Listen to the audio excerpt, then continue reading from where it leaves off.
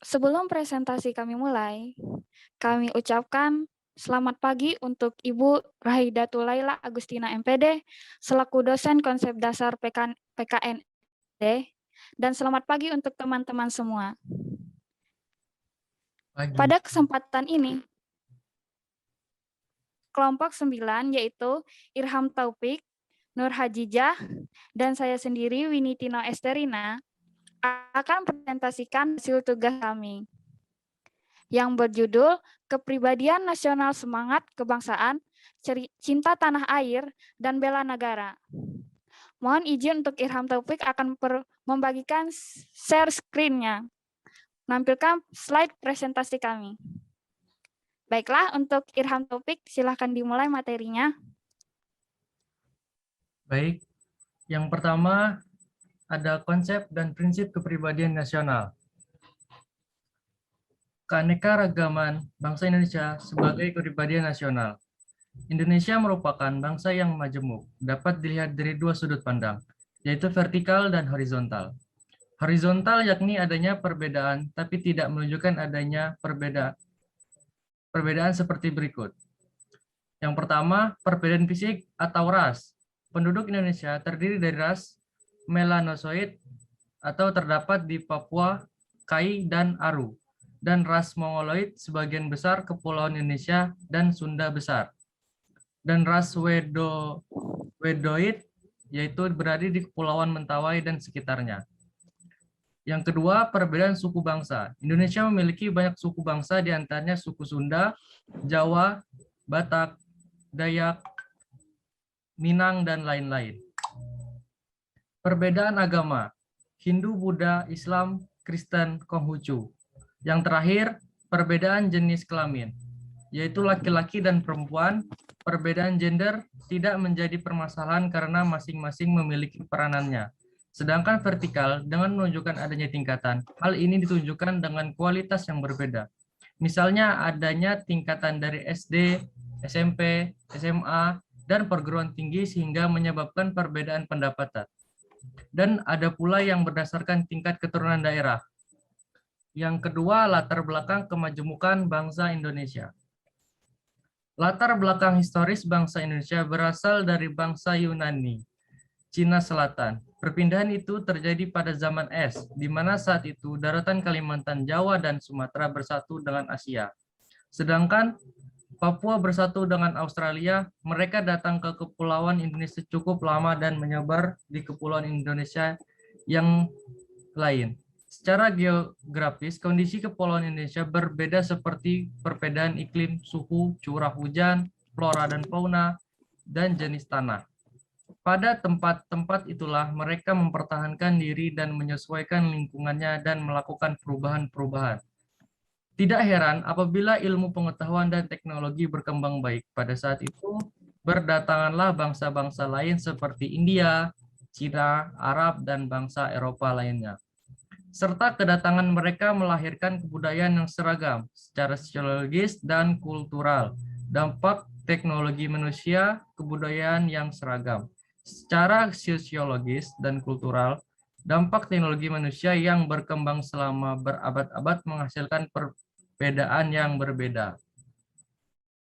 Yang ketiga ada keanekaragaman kebudayaan yang merupakan unsur kebangsaan dan kepribadian nasional. Yang pertama, kebudayaan daerah sebagai unsur kebudayaan nasional. Yang kedua ada pengenalan keanekaragaman budaya di Indonesia. Dan yang ketiga ada membina dan melestarikan budaya daerah dan nasional. Yang keempat, dari konsep dan prinsip kepribadian nasional ada Bhinneka Tunggal Ika dan integrasi nasional. Konsep Bhinneka Tunggal Ika dilatar belakangi oleh keanekaragaman suku bangsa Indonesia yang ingin bersatu dalam wadah Negara Kesatuan Republik Indonesia. Untuk mewujudkan suatu kesatuan nasional disebut integrasi nasional, yaitu suatu proses dan hasil kehidupan sosial yang dicapai melalui beberapa tahap akomodasi, koordinasi, kerjasama, dan asimilasi. Yang kelima ada landasan hukum Bhinneka Tunggal Ika.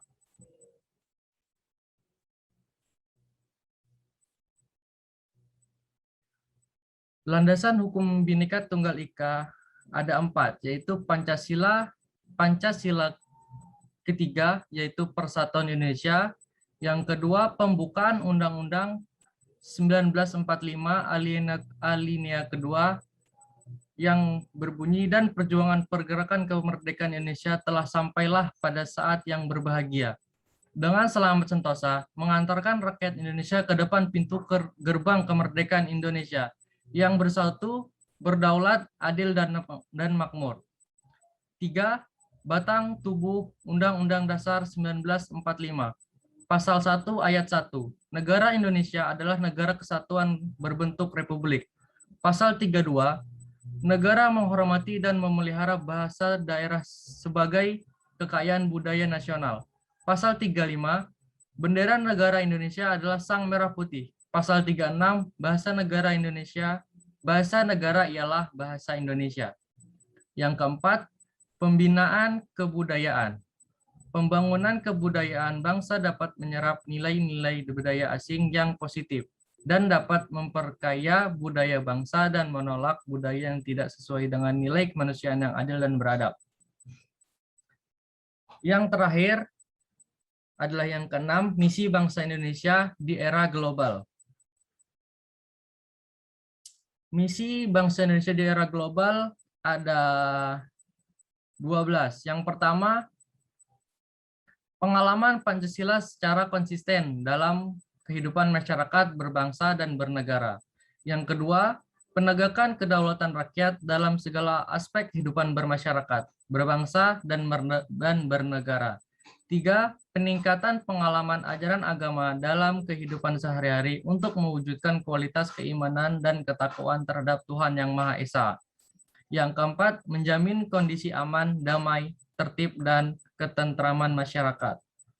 Yang kelima, perwujudan sistem hukum nasional yang menjamin tegaknya supremasi hukum dan hak asasi manusia berlandaskan keadilan dan kebenaran. Yang keenam, perwujudan dan kehidupan sosial budaya yang berkepribadian dinamis, kreatif, dan daya tahan terhadap pengaruh globalisasi. Yang ketujuh, pemberdayaan masyarakat dan seluruh kekuatan ekonomi nasional, terutama pengusaha kecil, menengah, koperasi, dan mengembangkan sistem ekonomi kerakyatan yang bertumpu pada mekanisme pasar yang berkeadilan berbasis sumber daya alam. Yang kedelapan, perwujudan otonomi daerah dalam rangka pembangunan daerah dan pemerataan pertumbuhan dalam wadah negara kesatuan Republik Indonesia. 9. Perwujudan kesejahteraan rakyat ditandai oleh meningkatnya kualitas kehidupan yang layak dan bermartabat serta memberi perhatian utama pada tercukupinya kebutuhan dasar. 10. Perwujudan aparat negara yang berfungsi melayani masyarakat profesional, berdaya guna produktif, transparan, bebas dari korupsi, kolusi, dan nepotisme. 11. Perwujudan sistem dan iklim pendidikan nasional yang demokratis dan bermutu guna memperteguh akhlak mulia, kreatif, inovatif, berwawasan kebangsaan, berwawasan cerdas, sehat, disiplin, dan bertanggung jawab. 12. Perwujudan politik luar negeri yang berdaulat, bermanfaat, bebas, dan proaktif bagi kepentingan nasional dalam menghadapi perkembangan global.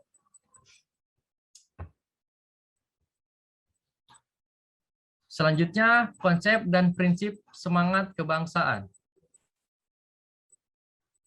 Yang pertama, ada pengertian dan unsur terbentuknya bangsa.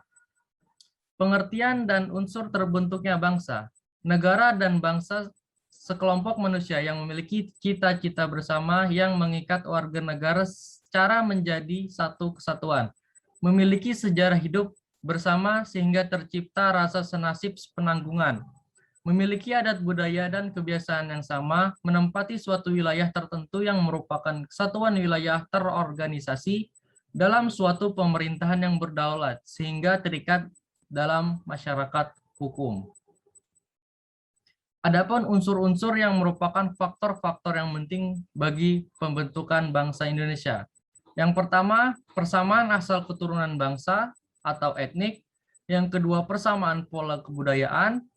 Ketiga, persamaan tempat tinggal.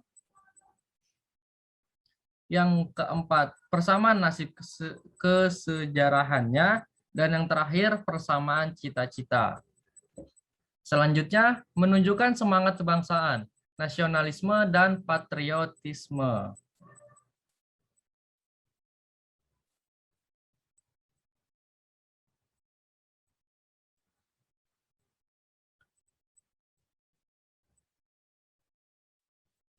Patriotisme diartikan sebagai pencinta atau pembela tanah air. Seorang pejuang sejati, pembela bangsa yang mempunyai semangat, sikap, dan perilaku cinta tanah air, di mana ia mengorbankan untuk kemajuan, kejayaan, dan kemakmuran tanah air.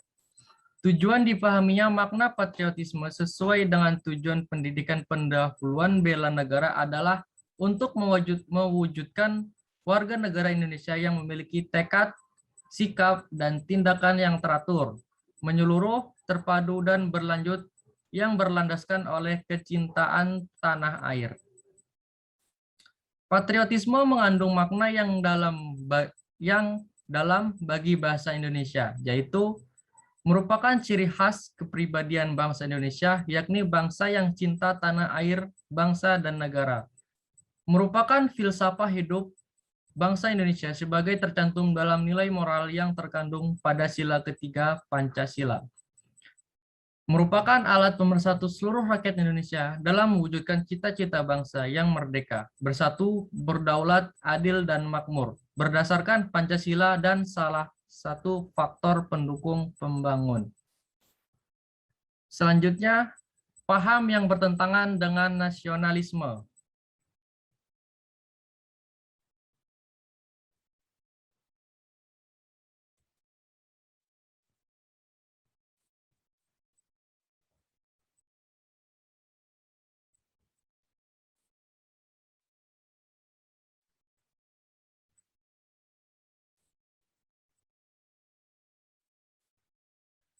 Dan yang kelima, nilai-nilai semangat kebangsaan. Sebagai bangsa pejuang Indonesia, telah menunjukkan kegigihan dan nilai-nilai kejuangannya terhadap bangsa Indonesia. Hal tersebut telah dibuktikan dengan sejarah perjuangan yang tidak akan dilupakan. Adapun nilai-nilai yang terdapat di dalam perjuangan bangsa Indonesia adalah: 1. Nilai persatuan, 2. Nilai kecintaan, 3. Nilai kebanggaan, 4. Nilai pengorbanan, dan 5. Sikap dan perilaku yang merugikan nilai-nilai nasional. Yang terakhir, sikap terbuka dalam kehidupan berbangsa dan negara. Kondisi yang diperlukan untuk sikap terbuka dalam kehidupan berbangsa dan bernegara, dan arah kebijakan nasional yang transparan. Selanjutnya, konsep serta prinsip cinta tanah air dan bela negara. Konsep dan prinsip cinta tanah air. Pancasila adalah pencerminan kepribadian warga negara yang setia kepada dasar negara.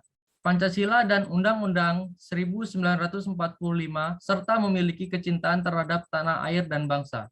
Pada saat dirumuskannya, Pancasila dan Undang-Undang Dasar, keadaannya benar-benar menuntut semangat persatuan dan rela berkorban dari para pemimpin bangsa. Para pendiri bangsa, kita mereka mau dan secara ikhlas untuk bersedia menempatkan kepentingan bangsa dan negara di atas kepentingan pribadi. Hal itu menunjukkan betapa kecintaan mereka terhadap tanah air dan bangsa telah mengalahkan keinginan dan tujuan pribadi. Sumpah Pemuda dinyatakan mengandung makna psikologis karena para pemuda menghendaki agar rasa persatuan sebagai bangsa ditumbuhkan sebagai syarat mutlak untuk mencapai kemerdekaan bangsa dan tanah air. Mengamalkan nilai-nilai yang berkaitan dengan rasa cinta tanah air. Cinta tanah air dan hubungan dengan sila-sila Pancasila. Pengertian cinta tanah air. Cinta tanah air yang dimaksud adalah cinta pada negeri tempat seseorang memperoleh penghidupan dan mengalami kehidupan dari semenjak lahir sampai akhir hidupnya. Cinta tanah air dan bangsa merupakan suatu sikap batin yang dilandasi oleh ketulusan dan keikhlasan dalam perbuatan dan kebahagiaan bangsa. Yang kedua, nilai keutuhan yang Maha Esa. Mengenai cinta tanah air dan bangsa, dalam hadis disebutkan bahwa cinta tanah air adalah sebagian dari iman. Oleh karena itu, setiap warga negara Indonesia wajib mempunyai rasa cinta terhadap tanah air dan bangsanya. 3. Nilai kemanusiaan yang adil dan beradab. Sesuai dengan sila kelima, sesuai dengan sila kedua, di mana yang berbunyi kemanusiaan yang adil dan beradab, membuktikan pada kita bahwa manusia tidak terlepas dari berbagai kepentingan dan kebutuhan baik yang bersifat materi, rohani, jasmani, maupun alami. Kita sebagai manusia harus menjunjung tinggi nilai kemanusiaan, yaitu dengan diakui dan diperlakukan sesuai dengan harkat dan martabatnya sebagai makhluk Tuhan. Yang keempat, ada nilai persatuan. Dengan mengenal dan mencintai tanah air dan bangsa akan mendorong kita untuk mengenal budaya, adat istiadat, dan kehidupan bangsa Indonesia yang beraneka ragam. Unsur-unsur pembentuk bangsa. Yang pertama, persamaan asal keturunan bangsa, yaitu bangsa Indonesia berasal dari rumpun bangsa Melayu yang merupakan bagian dari ras Mongoloid. Yang kedua, persamaan pola kebudayaan. Yang ketiga, persamaan tempat tinggal dan yang disebut dengan nama khas tanah air. Yang kelima, ralat. Yang keempat, persamaan nasib kesejahteraan. Dan yang terakhir, persamaan cita-cita sebagai lambang kesadaran dari kenangan di masa silam, yakni persamaan cita-cita ingin hidup bersama sebagai bangsa yang merdeka dan berdaulat, serta membangun negara dalam Ikatan Persatuan Indonesia. Dan yang terakhir dari nilai-nilai yang berkaitan dengan rasa cinta tanah air, yaitu nilai keadilan sosial bagi seluruh rakyat Indonesia. Dengan memahami sila kelima, yaitu keadilan sosial bagi seluruh rakyat Indonesia, kita dapat menunjukkan rasa cinta tanah air melalui perbuatan yang mencerminkan sikap dan suasana kekeluargaan dan gotong royong.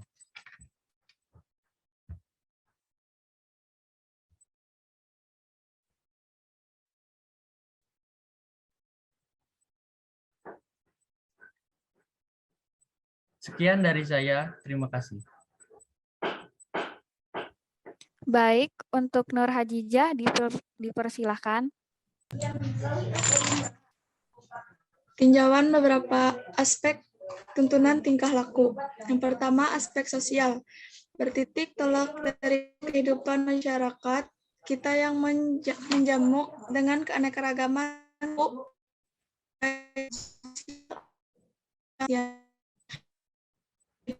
Indonesia oleh rasa bangsa.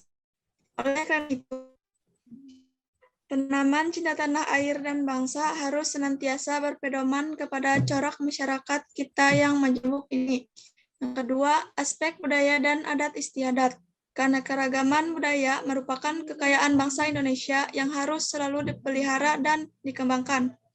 Yang ketiga, aspek Hankamnas, pertahanan keamanan nasional.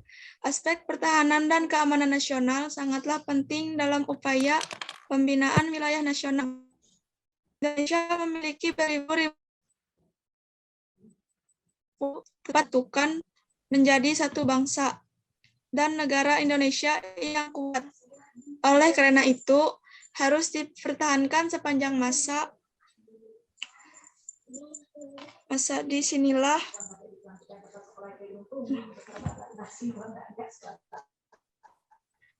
terlihat betapa pentingnya ditumbuhkan rasa cinta tanah air agar lebih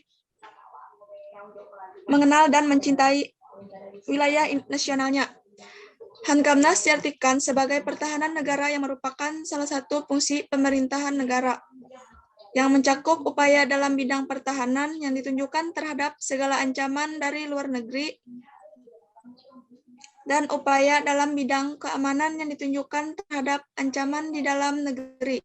Ada dua golongan pertahanan upaya, yaitu TNI dan seluruh masyarakat. Next. Pengalaman dan tingkah laku cinta tanah air dan bangsa. Yang pertama, di lingkungan keluarga. Lingkungan keluarga merupakan bentuk lingkungan terkecil dalam struktur kehidupan masyarakat dan negara yang memiliki peranan sangat penting dalam mewujudkan rasa cinta tanah air dan bangsa. Karena kehidupan keluarga yang tertib, disiplin, rukun, damai, dan bahagia akan mendorong terciptanya kehidupan, baik di lingkungan sekolah, masyarakat, maupun pekerjaan. Perwujudan cinta tanah air dan bangsa di lingkungan keluarga antara lain keteladanan orang tua, penanaman sikap hidup hemat, disiplin, dan bertanggung jawab. Yang kedua, di lingkungan sekolah. Sekolah merupakan lembaga yang terorganisir dengan baik untuk mewujudkan cinta tanah air dan bangsa. Di sekolah akan lebih mudah dilakukan jika dibandingkan dengan lingkungan masyarakat. Kegiatan yang dilakukan di sekolah yang ada tiga. Yang pertama, kegiatan OSIS. Yang kedua, usaha kesehatan sekolah. Yang ketiga, menciptakan lingkungan sekolah yang sejuk, nyaman, indah, dan menyenangkan. Yang ketiga, lingkungan masyarakat.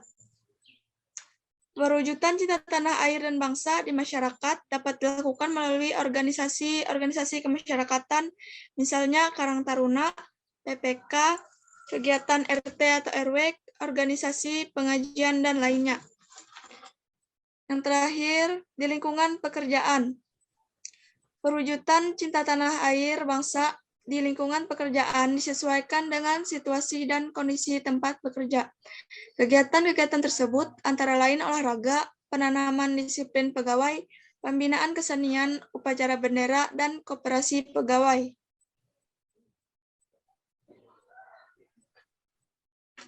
Cara menanamkan tingkah laku cinta tanah air dan bangsa. Pembinaan. Pembinaan dimaksudkan sebagai upaya pendidikan yang dilakukan secara sistematis, terarah, dan berkesinambungan melalui kegiatan yang mengamalkan isi dari Pancasila secara nyata.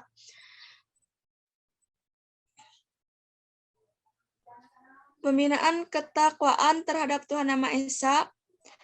Yang kedua, pembinaan OSIS dan UKS. Pembinaan kesadaran hukum, dan terakhir, Palang Merah Remaja. Yang kedua, keteladanan. Keteladanan merupakan satu sistem yang cocok dan tepat dilakukan dalam upaya menanamkan sikap cinta tanah air dan bangsa, baik di lingkungan keluarga, sekolah, masyarakat, maupun pekerjaan. Prinsip utama Pancasila ini ingarso sung tuladana imalaya manggun karso tuturi handayani. Nilai budi pekerti cinta tanah air. Cinta tanah air dari makna yang terkandung di dalamnya ialah mencerminkan kecintaan mendalam kepada tumpah darah, rakyat, bangsa, dan negara. Cinta tanah air memerlukan pembuktian dari masing-masing individu untuk bersikap dan berbuat yang terbaik bagi tanah air kita Ibu Pertiwi. Nilai budi pekerti yaitu mengutamakan kepentingan umum atau bangsa dan negara, berani membela bangsa dan negara, berdisiplin, bersyukur, pengabdian, rela berkorban, memelihara amanah, rasa memiliki, dan setia.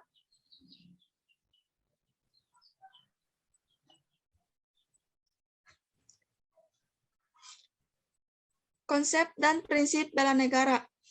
Upaya untuk usaha pembelaan negara kesatuan Republik Indonesia. Yang pertama, kewajiban warga negara dalam membela negara.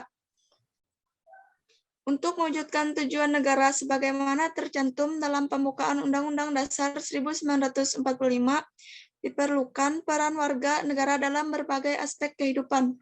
Salah satu aspek kehidupan yang menuntut peran serta warga negara adalah bidang pertahanan dan keamanan negara dalam Undang-Undang 1945 terhadap pasal 30 yang merupakan konsep dari pertahanan dan keamanan sebagai berikut. Pasal 30 ayat 1, tiap-tiap warga negara berhak dan wajib ikut serta dalam usaha pertahanan dan keamanan negara.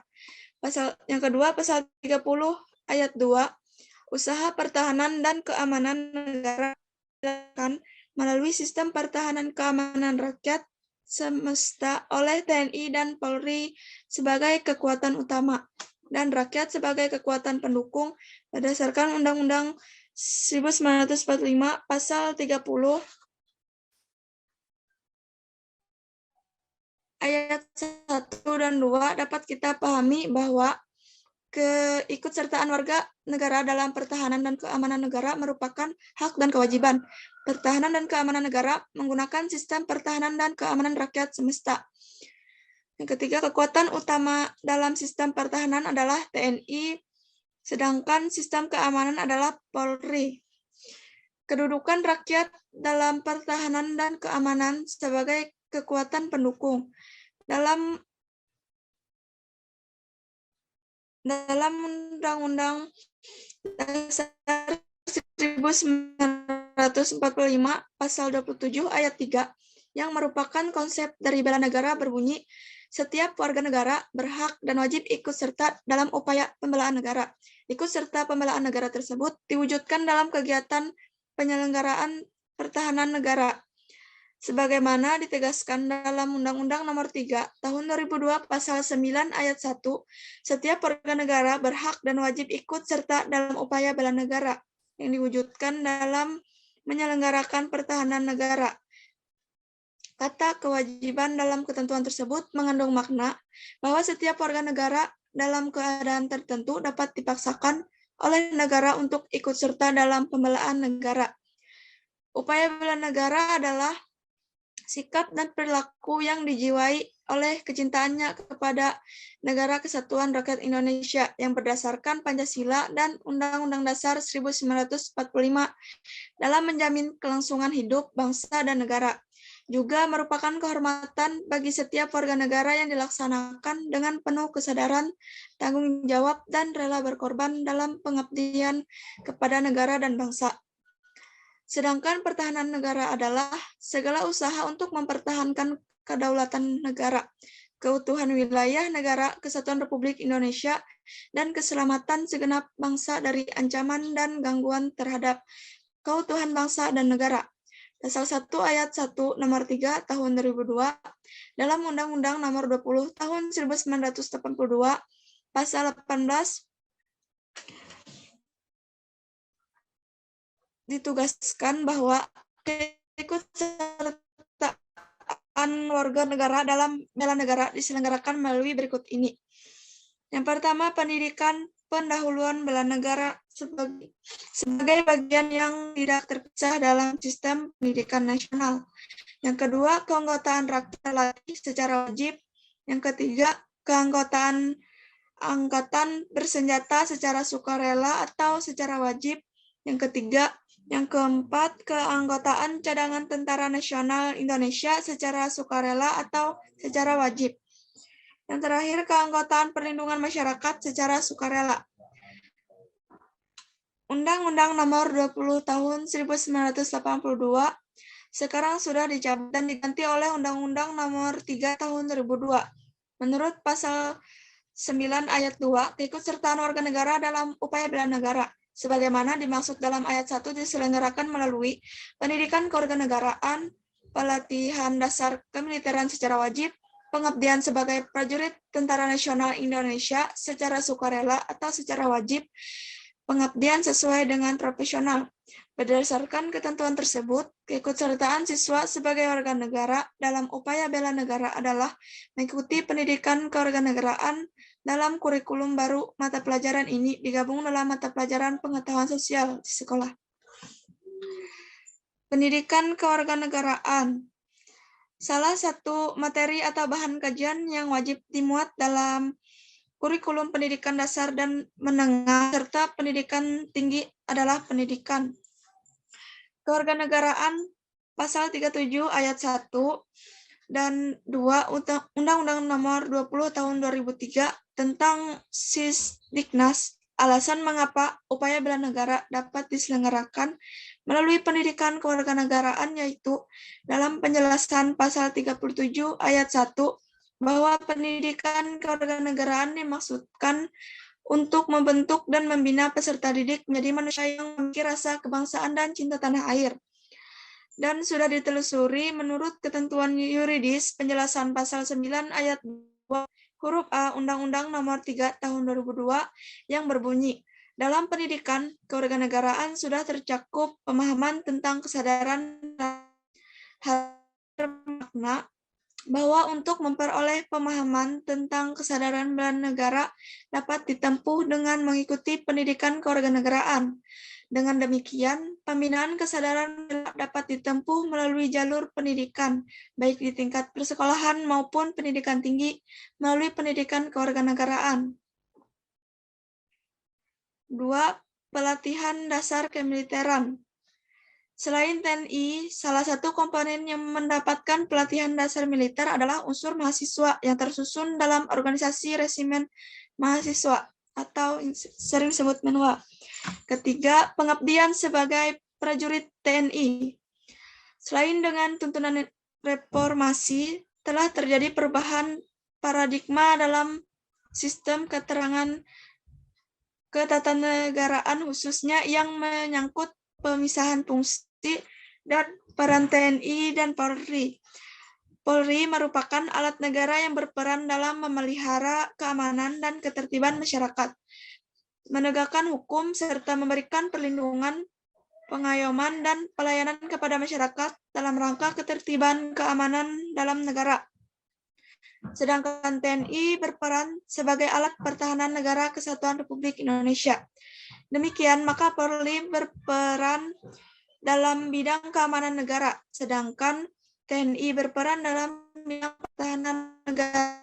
TNI memiliki tugas untuk mempertahankan kedaulatan negara dan keutuhan wilayah, melindungi keselamatan dan kehormatan bangsa, melaksanakan operasi militer selain perang, ikut serta secara aktif dalam tugas pemeliharaan perdamaian regional dan internasional. Pasal 10 ayat 3 Undang-Undang Nomor 3 Tahun 2002. Ancaman militer ada ancaman yang menggunakan kekuatan bersenjata yang terorganisasi yang dinilai mempunyai kemampuan yang membahayakan kedaulatan negara, keutuhan wilayah negara, dan keselamatan segenap bangsa. Undang-Undang Nomor 3 Tahun 2002, ancaman militer dapat berbentuk antara lain agresi, merupakan penggunaan kekuatan bersenjata oleh negara lain terhadap kedaulatan negara, keutuhan wilayah negara, dan keselamatan segenap bangsa. Pelanggaran wilayah yang dilakukan oleh negara lain, baik menggunakan kapal maupun pesawat non-komersial. Kedua, spionase dilakukan oleh negara lain untuk mencari dan mendapatkan rahasia militer. Yang ketiga, sabotase untuk merusak instalasi penting militer dan objek wisata nasional yang membahayakan keselamatan bangsa. Yang keempat, aksi teror yang bersenjata. Jaringan internasional dengan terorisme dalam negeri. Kelima, pemberontakan bersenjata. Yang keenam, perang saudara terjadi antara kelompok masyarakat dan kelompok bersenjata lainnya. Dikirakan ancaman dan gangguan terhadap kepentingan pertahanan negara Indonesia di masa datang antara lain terorisme internasional, memiliki jaringan lintas negara dan timbul di dalam negeri. Gerakan separatis berusaha memisahkan diri dari negara Kesatuan Republik Indonesia, terutama gerakan separatis yang bersenjata, yang mengancam kedaulatan dan keutuhan wilayah Indonesia. Yang ketiga, aksi radikalisme berlatar belakang primordial etnis, ras, dan agama, serta ideologi di luar Pancasila, baik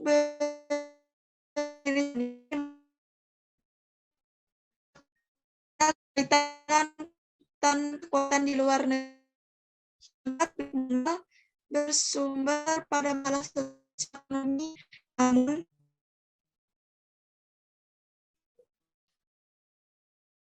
jadi konflik antar suku, agama, maupun ras atau keturunan dalam skala yang luas. Yang kelima, kejahatan lintas negara, seperti penyeludupan barang, senjata, amunisi, dan bahan peledak, penyeludupan manusia, narkoba, pencucian uang, dan bentuk-bentuk kejahatan terorganisir lainnya. Berikutnya, kegiatan imigrasi gelap yang menjadikan Indonesia sebagai tujuan maupun batu loncatan ke negara lain. Gangguan keamanan laut, pembajakan atau perompakan, penangkapan ikan secara ilegal, pencemaran dan perusakan ekosistem. Gangguan keamanan udara, seperti pembajakan udara, pelanggaran wilayah udara, dan terorisme melalui sarana transportasi udara. Perusakan lingkungan, seperti pembakaran hutan, perambahan hutan ilegal, penambangan limbah bahan beracun dan berbahaya. Yang terakhir, bencana alam dan dampaknya terhadap keselamatan bangsa. Pengabdian sesuai dengan profesi. Pengabdian sesuai dengan profesi adalah pengabdian warga negara yang mempunyai profesi tertentu untuk kepentingan pertahanan negara, termasuk dalam menanggulangi dan memperkecil akibat yang ditimbulkan oleh perang, bencana alam, atau bencana lainnya. Dapat diidentifikasikan beberapa profesi yang berkaitan dengan kegiatan menanggulangi dan memperkecil akibat perang, bencana alam, atau bencana lainnya. Antara lain petugas PMI, para medis, tim SAR, dan bantuan sosial. Beberapa profesi tersebut memiliki hak dan kewajiban ikut serta dalam upaya bela negara, sesuai dengan tugas keprofesiannya masing-masing.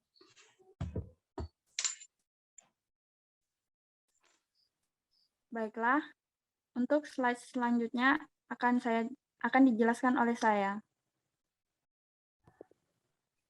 Peraturan perundang-undangan wajib bela negara. Pada masa Orde Baru dan Reformasi, bentuk-bentuk ancaman yang dihadapi berupa non-fisik dan gejolak sosial. Untuk menghadapi dan mengantisipasi berbagai kemungkinan muncul, pada tahun 1973 keluar ketetapan MPR nomor 4/MPR/1973 tentang GBHN, yang di dalamnya memuat konsep wawasan Nusantara dan ketahanan nasional. Kedua,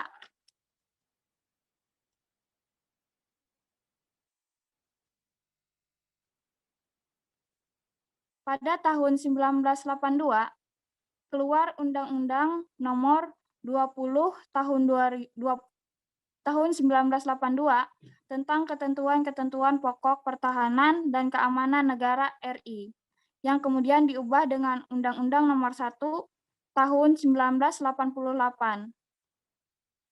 Realisasi dari undang-undang tersebut adalah diselenggarakannya PPBN untuk tingkat persoalan dan pendidikan kewirausahaan untuk pendidikan tinggi.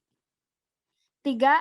Runtuhnya kuasa Orde Baru dan muncul masa reformasi ditandai dengan adanya perubahan-perubahan dalam berbagai aspek kehidupan manusia, bidang pertahanan dan keamanan negara. Majelis Pemusyawaratan Rakyat pada tahun 2000 mengeluarkan ketetapan MPR RI nomor 6/MPR/2000 tentang pemisahan TNI dan Polri, dan ketetapan nomor 7/MPR/2000 tentang peran TNI dan Polri. 4. Perkembangan selanjutnya yaitu amandemen Undang-Undang Dasar 1945, khususnya pasal 30 dan 27 ayat 3, pasal 30 ayat 1 menegaskan bahwa Tiap-tiap warga negara berhak dan wajib ikut serta dalam usaha pertahanan dan keamanan negara. Pasal 30 ayat 2 menyatakan, usaha pertahanan dan keamanan negara dihasilkan melalui sistem pertahanan dan keamanan rakyat semesta oleh TNI dan Polri sebagai ketentuan utama dan rakyat sebagai kekuatan pendukung. Selanjutnya pasal 27 ayat 3 menegaskan bahwa setiap warga negara berhak dan wajib ikut serta dalam upaya bela negara. Dan kemudian disusul dengan terbitnya Undang-Undang Nomor 3 Tahun 2002 tentang pertahanan negara yang di dalamnya memuat tentang upaya bela negara. 5. Dengan berlakunya undang-undang ini, maka Undang-Undang Nomor 20 Tahun 1982 dinyatakan tidak berlaku. Tindakan yang menunjukkan upaya bela negara. 1. Contoh tindakan upaya membela negara adalah tindakan upaya membela negara dari masing-masing komponen bangsa. Yang pertama ada TNI. TNI sejak formasi saat ini membela negara yang dilakukan TNI antara lain menghadapi agresi Belanda, menghadapi ancaman gerakan federalis dan aparatis APRA, RMS, PRRI atau Permesta, Papua Merdeka, separatis Aceh (GSA), melawan PKI, DI, atau TII. Polri. Polri telah melakukan upaya bela negara, terutama dengan berkaitan dengan ancaman yang mengganggu keamanan dan ketertiban masyarakat, seperti kerusuhan, penyalahan narkotika, dan konflik komunal. 3. Ada warga negara selain TNI dan Polri. Dilihat dari aspek historis, perjuangan bangsa kita, terdapat beberapa contoh tindakan upaya pembelaan negara yang dilakukan komponen rakyat diantaranya sebagai berikut. 1. Kelaskaran yang kemudian dikembangkan menjadi barisan cadangan pada periode Perang Kemerdekaan ke-1. 2. Pada periode Perang Kemerdekaan kedua, ada organisasi pasukan gerilya desa,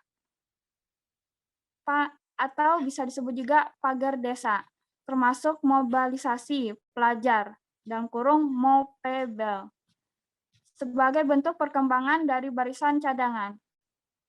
Yang ketiga ada pada tahun 1958 sampai 1960 muncul organisasi ke-6 desa (OKD) dan organisasi perlawanan rakyat (OPR) yang merupakan bentuk kelanjutan pagar desa. Yang keempat ada pada tahun 1961 terbentuk Hansip, Warna, Karmra, dan sebagai bentuk penyempurnaan dari OKD atau OPR. Yang kelima ada perwira cadangan yang dibentuk sejak tahun 1963. Yang keenam, kemudian berdasarkan Undang-Undang Nomor 20 Tahun 1982, ada organisasi yang disebut Rakyat Terlatih dan Anggota Pelindungan Masyarakat.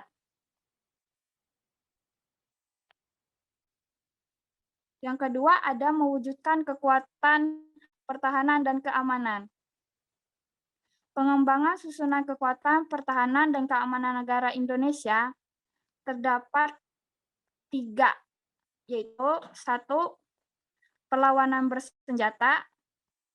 Perlawanan bersenjata yaitu kekuatan TNI yang selalu siap dibina sebagai kekuatan cadangan serta pasukan potensial, yaitu Polisi Republik Indonesia, Polri, dan rakyat terlatih, yang fungsinya sebagai perlawanan rakyat atau warna.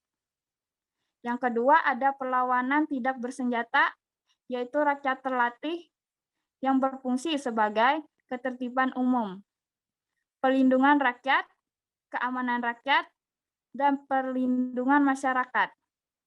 Yang ketiga, ada bagian pendukung perlawanan bersenjata dan tidak bersenjata sesuai dengan bidang profesi masing-masing dengan memanfaatkan semua sumber daya nasional, sarana, dan perlindungan masyarakat terhadap bencana, perang, dan bencana lainnya. 3. Ada upaya peringatan pertahanan dan keamanan.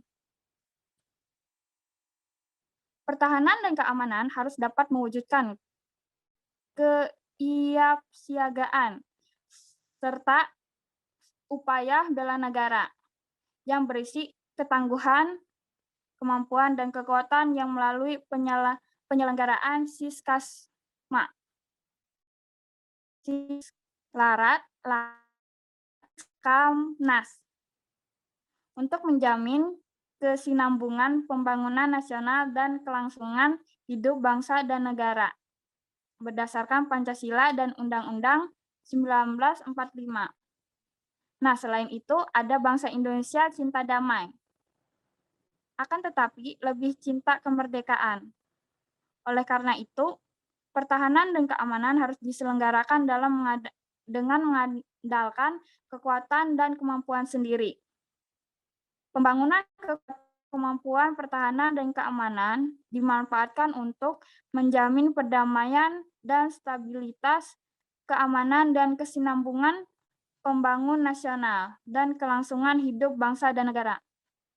Potensi nasional dan hasil-hasil pengembangan yang telah dicapai harus dilindungi dari segala ancaman dan gangguan, agar dapat dimanfaatkan untuk meningkatkan kesejahteraan lahir dan batin segenap lapisan masyarakat Indonesia. Perlengkapan dan peralatan untuk mendukung pembangunan kekuatan dan kemampuan pertahanan keamanan sedapat mungkin dihasilkan oleh industri dalam negeri. Pembangunan dan penggunaan kekuatan dan kemampuan pertahanan dalam keamanan harus diselenggarakan oleh manusia-manusia yang berbudi luhur, arif, bijaksana, menghormati hak asasi manusia atau HAM. Sebagai tentara rakyat, tentara pejuang, dan tentara nasional, TNI berpedoman pada Septa Marga yang merupakan penjabaran Pancasila. Dalam keadaan damai, TNI dikembangkan dengan kekuatan kecil, profesional, efektif, efisien, dan modern, bersama segenap kekuatan perlawanan bersenjata dalam wadah Siskamnas, yang strateginya penangkalan. Kesadaran dan ketaatan masyarakat pada hukum perlu terus-menerus ditingkatkan. Sekarang kita masuk ke partisipasi dalam usaha pembelaan negara di lingkungannya. Ada beberapa aspek seperti keluarga, sekolah, dan masyarakat, dan negara. Keluarga. Setiap anggota keluarga, mulai dari ayah, ibu, dan anak, harus melaksanakan kewajibannya dengan baik dan sungguh-sungguh agar memperoleh haknya sesuai dengan apa yang dikerjakan. Kalau sekolah, setiap warga sekolah harus menghormati kepemimpinan kepala sekolah dengan cara melaksanakan kewajiban masing-masing.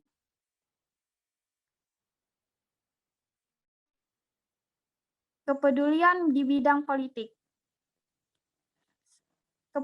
Kepedulian di bidang politik ada 3 macam, yaitu senantiasa berkewajiban memelihara dan meningkatkan persatuan dan kesatuan bangsa agar bangsa Indonesia menjadi bangsa yang kokoh, kuat, dan tangguh. Yang kedua, ada melaksanakan Pancasila dan Undang-Undang 1945 secara murni dan konsekuen. Yang ketiga, ada mendukung dan melaksanakan kebijakan pemerintahan. Selain kepedulian di bidang politik, terdapat juga kepedulian di bidang hukum. Kepedulian di bidang hukum terdapat 5. Yang pertama itu setiap warga negara berusaha mematuhi hukum dan norma-norma lainnya yang berlaku di masyarakat. Yang kedua, tidak main hakim sendiri apabila ada masalah hukum. Yang ketiga, apabila ada seorang yang melanggar hukum, kamu harus berusaha untuk menyadarkannya. Yang keempat, wajib melaporkan kepada kepolisian atau pihak yang wajib apabila ada tindak pidana yang baik menimpa diri sendiri atau orang lain.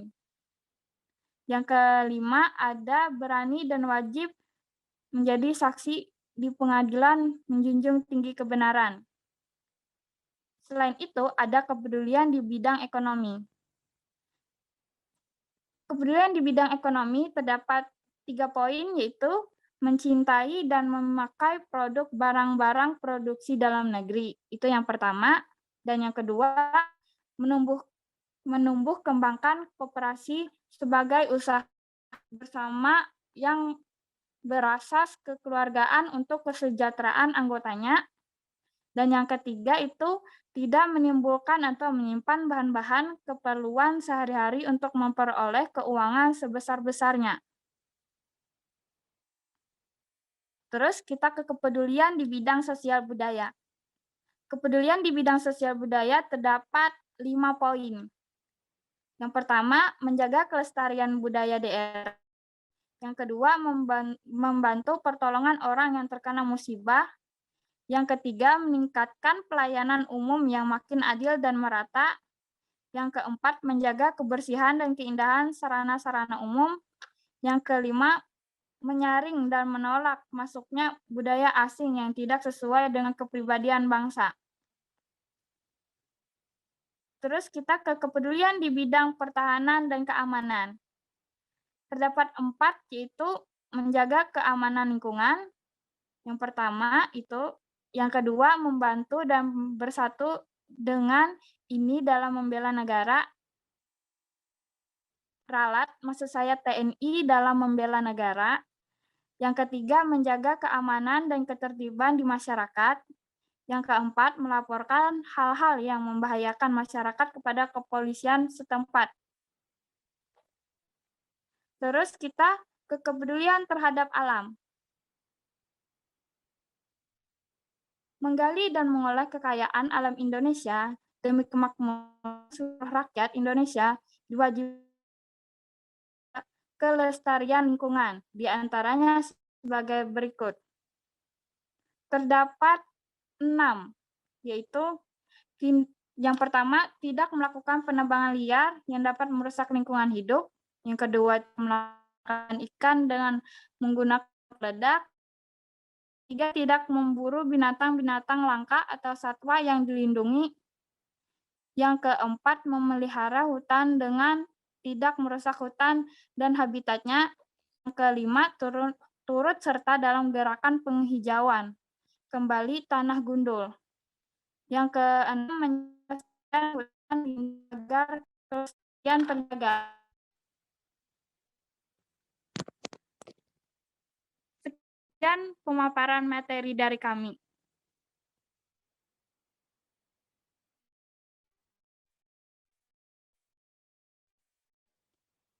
Bila ada salah kata atau salah pengucapan dari kami kelompok 9 memohon maaf yang sebesar-besarnya. Terima kasih.